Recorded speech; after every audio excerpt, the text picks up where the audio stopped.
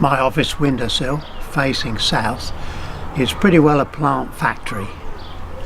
I mean, less than 4 weeks ago, this tray of chrysanthemum cuttings were just that, cuttings in one pot. Let me just take you through the sequence. It was a garden mum, this was the mother plant, and I'm looking for cuttings that don't have a flower bud in the top, and just cut that off. I like to cut just below a leaf and then strip off 1 or 2 leaves, so you have a very nice little cutting. So just keep that there to keep it moist for a minute, because if you're buying chrysanthemum cuttings, this is one of the large cut flower varieties, then the cutting like this can be potted into a 9 centimetre pot, and when that's grown just another inch or 2, we could take the top out of that as a cutting and propagate even more.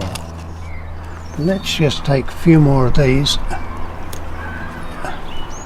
cuttings off this mother plant. Strip those off. You'll notice the cuttings are quite small at this time of the year. They grow pretty quickly. And if you take really big cuttings, they get very stretched. And my windowsill is only 1 tile wide, so there's a limit to what I can get on it. And I love these little square pots.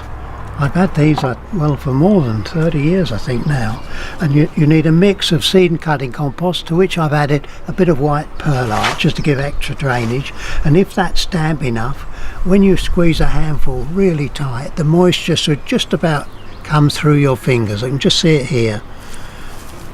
So when you loose fill that really damp compost, lightly firm it. The cuttings pop in quite easily, and I would get between 9 and 12 chrysanthemum cuttings into a pot of this size. And once those are all set up, then I use a white polythene bag from April through to October, because white lets the light through, but not enough sunlight that it scorches. And so with a label just to hold the bag up off the leaves, that sits there.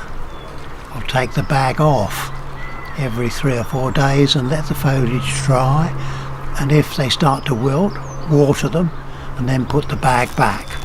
If they don't wilt, you'll know they've started to root, and then of course you can take the bag off permanently, and once you've got a full set of roots, they can be potted up, and within a month you'll have this lovely lot of cuttings all nicely rooted, ready to pot on.